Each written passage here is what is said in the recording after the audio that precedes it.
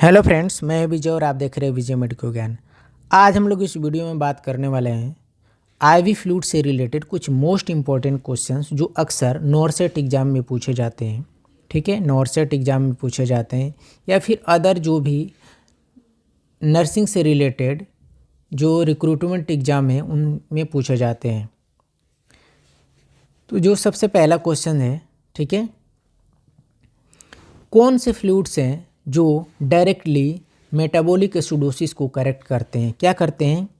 जो metabolic acidosis को correct करते हैं, मेटाबॉलिक एसिडोसिस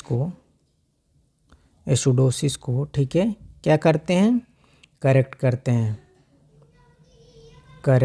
हैं। कौन कौन से हैं? तो वो हैं आइसोलाइट ई, आइसोलाइट पी, आइसोलाइट एम, ठीक है, आइसोलाइट एम और रिंगर लैक्टेट आरएल।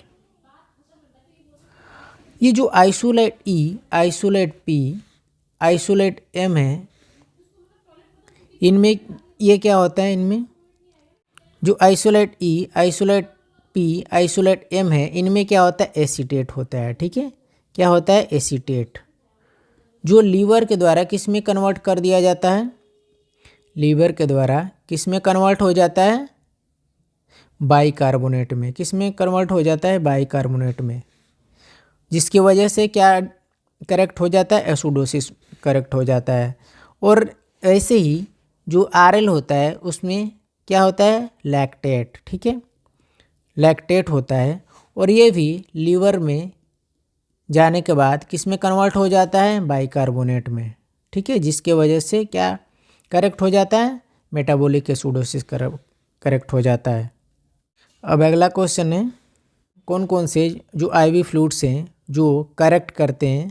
क्या करेक्ट करते हैं? ठीक है, मेटाबॉलिक एल्कोलोसिस को, जो डायरेक्टली क्या करेक्ट करते हैं? मेटाबॉलिक एल्कोलोसिस को। ठीक है, मेटाबॉलिक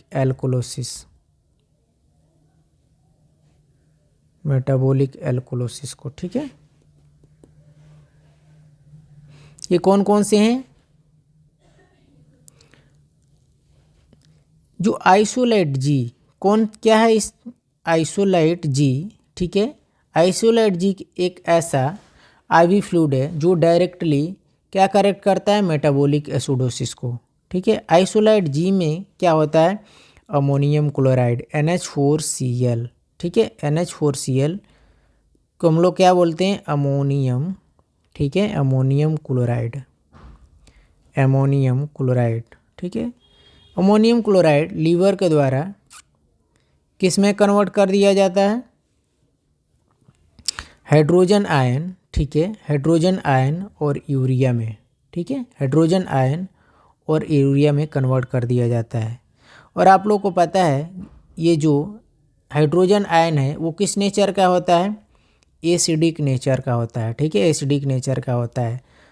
तो जो एल्कोलोसिस है ये तो बेसिक है। ठीक है, बेसिक मीडियम को करेक्ट कर रहा है, तो हमको एसिडिक मीडियम चाहिए, तो हाइड्रोजन आयन का कंसंट्रेशन यहाँ पे बढ़ जाएगा, जिसके वजह से क्या करेक्ट हो जाएगा? मेटाबॉलिक एल्कोलोसिस करेक्ट हो जाएगा।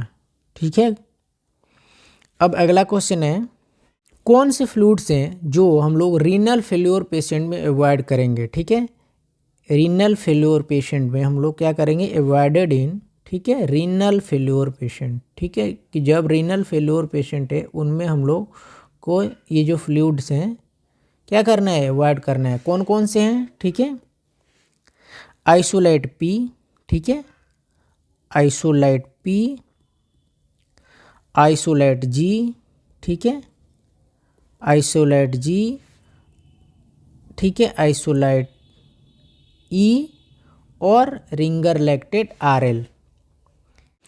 आइसोलाइट पी, आइसोलाइट जी, आइसोलाइट ई और आरएल में क्या होता है? पोटेशियम। ठीक है, क्या होता है? पोटेशियम। और जो रीनल फेल्योर पेशेंट है उनमें ऑलरेडी क्या होता है?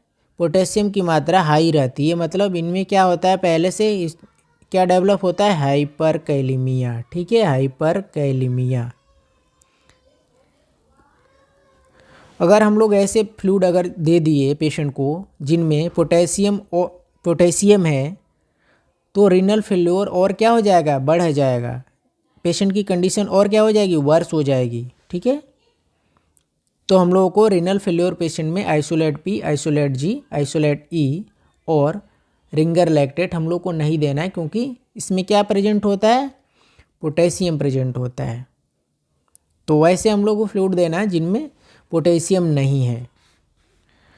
नेक्स्ट क्वेश्चन है, कौन से क्या आईवी फ्लूइड से जो हम लोग क्या करेंगे, अवॉइड करते हैं। ठीक है, अवॉइड करते हैं लीवर फेल्योर पेशेंट में। ठीक है, कौन से आईवी फ्लूइड से जो हम लोग लीवर फेल्योर पेशेंट में अवॉइड करेंगे, हम लोग नहीं देंगे। ठीक है, कौन से हैं, रिंगर लैक्टेट और आइसोलाइट जी। कौन सा, आइसोलाइट जी और रिंगर लैक्टेट।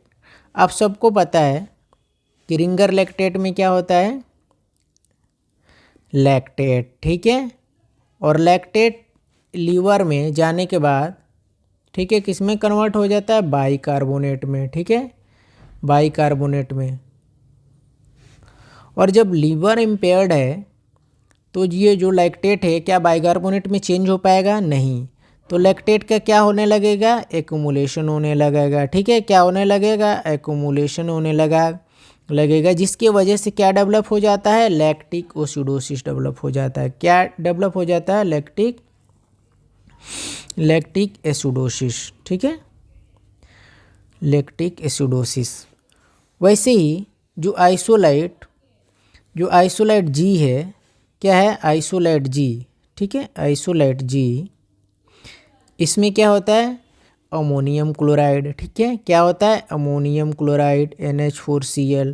और NH4Cl लीवर के द्वारा किस में कन्वर्ट होता है, हाइड्रोजन आयन और यूरिया में। ठीक है, हाइड्रोजन आयन और किस में कन्वर्ट होता है, यूरिया में।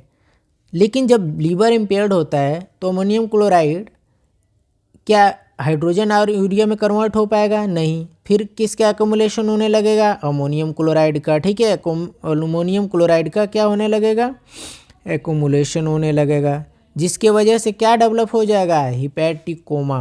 क्या डेवलप हो जाएगा, हिपैटिकोमा।